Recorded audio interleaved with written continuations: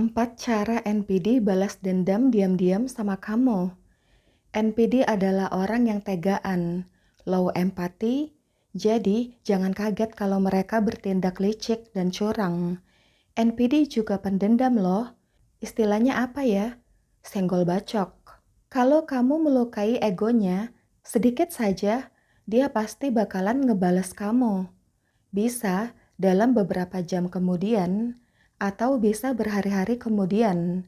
Nah, sekarang saya akan membahas 4 hal yang dilakukan NPD untuk membalas dendam secara sembunyi-sembunyi sama kamu. Yang pertama, NPD mungkin akan mensabotase makanan atau minuman kamu. NPD menargetkan makanan kamu untuk merusak rasa nyaman dan aman kamu. Selain itu, bisa juga untuk balas dendam. Ini adalah salah satu cara mereka untuk menegaskan dominasi. NPD senang mencuri kesempatan untuk mempermalukan atau merendahkan korbannya. Misalnya, ada kotoran di makanan atau minuman kamu. Bisa saja dia meludahi sedikit makanan kamu, atau kamu ngerasa ada rasa aneh di makanan itu.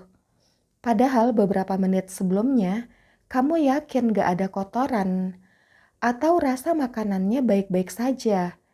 Kalau kamu curiga, terus nanya ke dia gak bakalan ngaku. NPD bisa berbohong dengan tenang saat ketahuan. Misalnya, berbohong dengan wajah datar, atau menunjukkan ekspresi gak nyaman. Terus, palingan dia bakal ngegaslighting kamu. NPD dengan percaya diri akan bersikeras kalau kamu mengada-ngada. Atau mungkin bilang kamu negative thinking.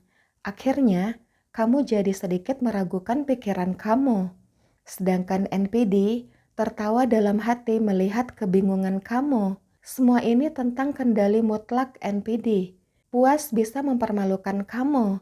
100% berhasil. Hanya untuk menguji seberapa jauh mereka dapat melakukannya.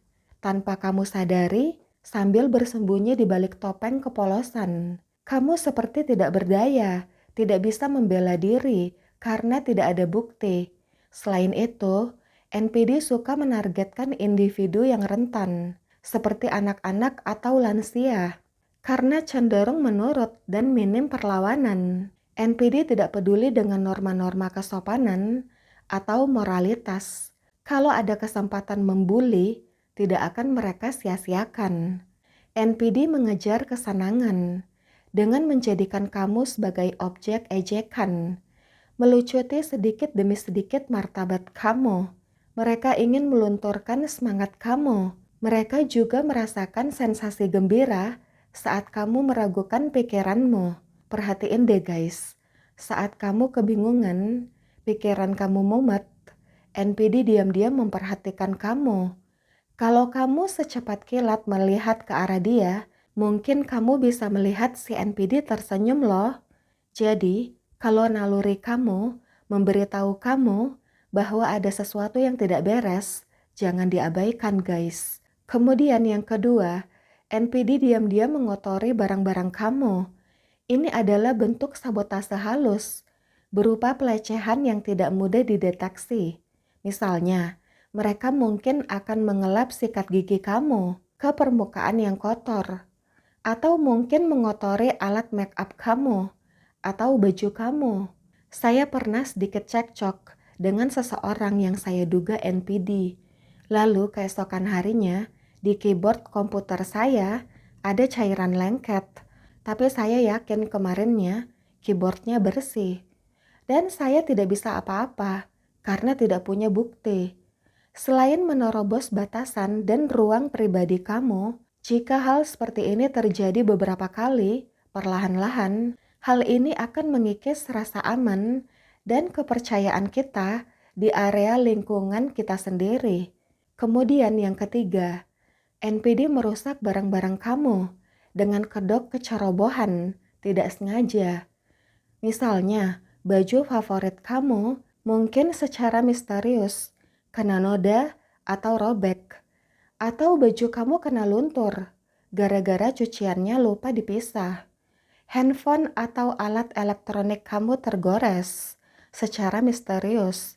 Atau kunci mobil kamu hilang tepat sebelum acara penting.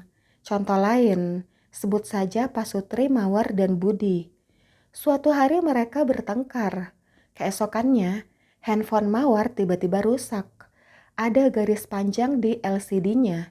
Bagaimana mungkin handphone tiba-tiba rusak seperti itu, kecuali dilempar dari lantai 2. Jadi begitulah guys, NPD akan merasa puas karena memegang kendali atas sesuatu yang berharga buat kamu. Kemudian di nomor 4, NPD mungkin menjual barang-barang atau hewan peliharaan kamu. Kenapa NPD melakukan ini? Mereka melakukan ini untuk menghukum kamu. Misalnya kamu tidak sengaja menyakiti ego mereka. Mereka ingin menunjukkan power. NPD akan memeriksa barang-barang pribadi kamu, seolah-olah mereka adalah pemiliknya. NPD suka beralasan membantu membereskan barang-barang kamu yang berantakan, tanpa izin atau berkonsultasi sama sekali. Ada juga yang mungkin bertindak ekstrem.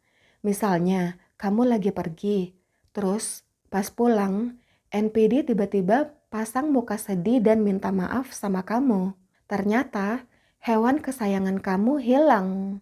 NPD mungkin beralasan, maaf, aku nggak sengaja buka pintu pagar, kucing kamu kabur. So pasti kamu bakalan sedih. Hewan peliharaan adalah keluarga, dan NPD tahu kalau tindakan ini akan membuat lubang di hati kamu.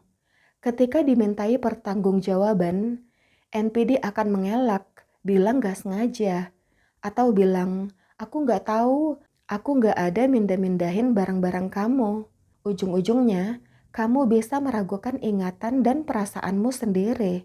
Di mata NPD, orang yang kebingungan akan lebih mudah diatur.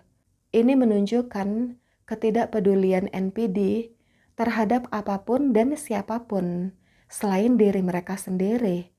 Oke guys, semoga bermanfaat. Ditunggu subscribe-nya ya. See you, bye.